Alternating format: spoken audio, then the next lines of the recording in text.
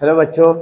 तो आज हम लोग ये जो हमारा मैराथन चल रहा है इलेक्ट्रिसिटी का, इस इलेक्ट्रिसिटी चैप्टर में आज हम लोग बात करने वाले हैं joules law of heating effect of current. ये एक ऐसा लॉ है, ये किसके ऊपर बेस करके है, तमाम चीज हम लोग इसके बारे में जानेंगे। ठीक है, तो नाम से ही समझ में आ रहा है, जूल्स ये साइंटिस्ट का नाम है, इन्होंने ये लॉ दिया है। तो होता यह है कि जब किसी कंडक्टर में हम लोग पोटेंशियल डिफरेंस क्रिएट करते हैं तो उसमें इलेक्ट्रिक करंट बहता है, चार्ज बहता है, जिसे हम इलेक्ट्रिक करंट कहते हैं। तो ये जब चार्ज बहता है कंडक्टर से तो मिलियंस ऑफ चार्जेस कंडक्टर से बहता है, और जितना देर तक हम लोग इलेक्ट्रिसिटी को चलाएंगे उतना ज्यादा चार्ज बहेगा। और जब ये मिलियंस ऑफ चार्ज मिलियंस बार एक दूसरे पार्टिकल से टकराते हैं, सब चार्ज पार्टिकल है, सब चार्ज एक दूसरे से टकराते हैं, तो टकराने की वजह से, फ्रिक्शन की वजह से वहां पर हीट एनर्जी पैदा होता है। तो हम लोग का जो सर्किट में तुम लोग नोटिस किए होंगे कि जो हम लोग का बल्ब जलता है या कोई भी चीज इलेक्ट्रिसिटी से जब चलता है तो कुछ देर के बाद उसको गर्म हो जाता है। उसको टच करके देखना, मोबाइल में ही हम लोग ज्यादा चार्ज दे देते हैं तो वो क्या होता है, गर्म हो जाता है। इसलिए अब मोबाइल वगैरह में कूलिंग सिस्टम लगाया जा रहा है क्योंकि वो हीट एनर्जी पैदा करता है। तो इलेक्ट्रिकल एनर्जी, जब भी कोई इलेक्ट्रिकल सामान जब चलता है इलेक्ट्रिकल एनर्जी से, तो कुछ एनर्जी को, इलेक्ट्रिकल एनर्जी को वो किसमें कन्वर्ट कर देता है, हीट एनर्जी में। और जो हम लोग के लिए यूजलेस होता है, हालांकि हम लोग उसका बिल पे करते हैं, लेकिन वो हम लोग के लिए यूजलेस होता है। तो वही जो अमाउंट ऑफ हीट पैदा होता है, हीट एनर्जी पैदा होता है, उसी को हम लोग को कौन बताया, जूल्स लॉ बताया।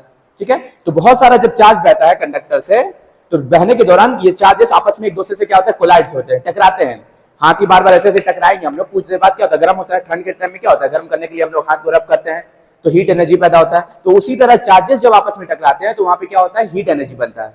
और उसी हीट एनर्जी के बारे में कि कौन बताए, जूल्स बताए कि ये किसके ऊपर डिपेंड करता है, कब बढ़ जाता है, कब घट जाता है, उसी को हम लोग बोल रहे हैं joules law of heating effect of current.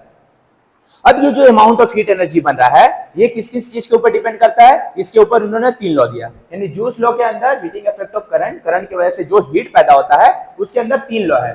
पहला law, law of current, current को हम लोग आई से लिखते हैं। 3 लॉ है, एक लॉ ऑफ रेजिस्टेंस, एक लॉ ऑफ टाइम। यानी कि जो हीट एनर्जी पैदा हो रहा है कंडक्टर में, वो 3 चीज के ऊपर डिपेंड करेगा। एक डिपेंड करेगा करंट के ऊपर, दूसरा डिपेंड करेगा रेजिस्टेंस के ऊपर, और तीसरा डिपेंड करता है ये टाइम के ऊपर। ठीक है, तो जब करंट की बात करेंगे तो हम लोग ये बाकी दो को कांस्टेंट मान लेंगे। तो अगर रेजिस्टेंस और टाइम दोनों अगर कांस्टेंट होता है किसी कंडक्टर का, और पोटेंशियल डिफरेंस की वजह से जो उसमें इलेक्ट्रिक करंट बहता है, तो उसकी वजह से, बहने की वजह से जो हीट पैदा होता है, ये डायरेक्टली प्रोपोर्शन होता है किसका, आई स्क्वायर का।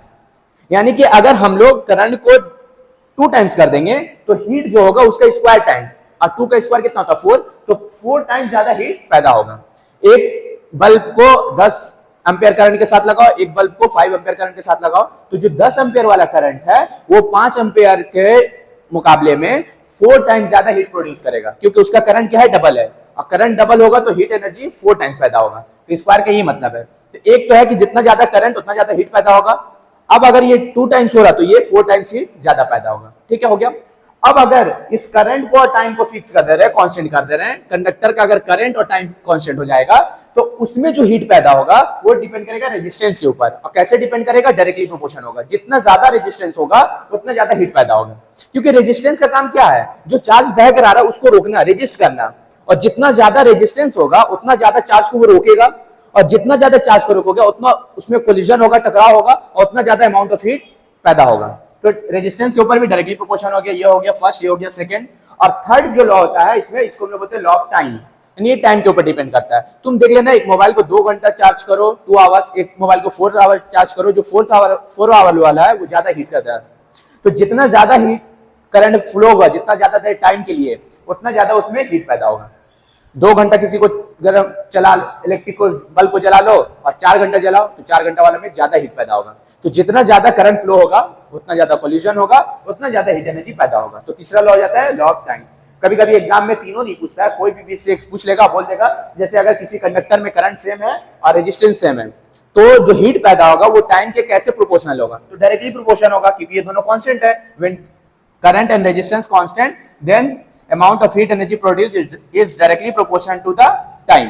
ठीक है, अब अगर ये तीनों को हम लोग एक जगह करके लिखें तो ये सब डायरेक्टली प्रोपोर्शन है, तो सब क्या हो जाएगा, आई स्क्वायर आर टी, ये हो जाएगा हम लोग का सब एक जगह। ये स्क्वायर टाइम्स है, ये डायरेक्टली प्रोपोर्शन है, ये डायरेक्टली प्रोपोर्शन है। और जब हम लोग प्रोपोर्शनलिटी साइन हटा के इक्वल टू देते हैं तो हम लोग का क्या आता है, कांस्टेंट आता है।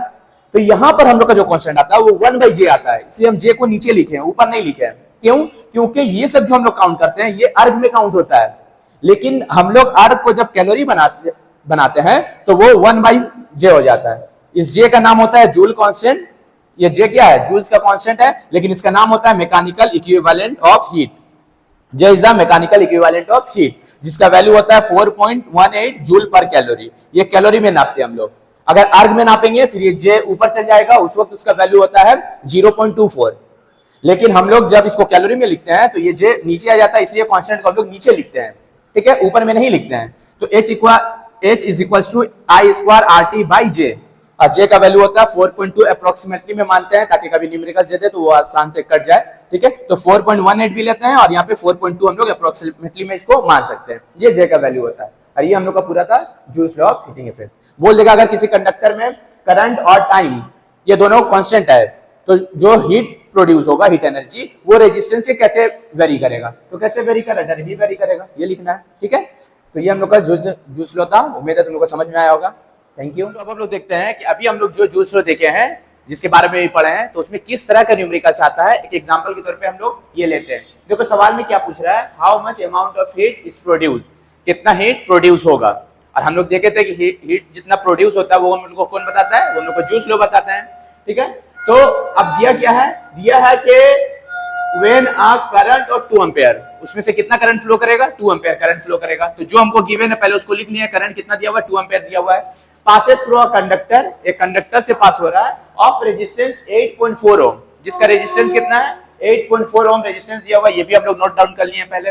और फॉर 1 मिनट, और टाइम कितना दिया हुआ है? 1 मिनट के लिए। यानी 1 मिनट के लिए किसी कंडक्टर से जिसका रेजिस्टेंस 8.4 ओम है, उसमें अगर हम लोग 2 एम्पेयर का करंट बहाएंगे तो कितना अमाउंट ऑफ हीट प्रोड्यूस होगा, ठीक है। ये हम लोग का सवाल था।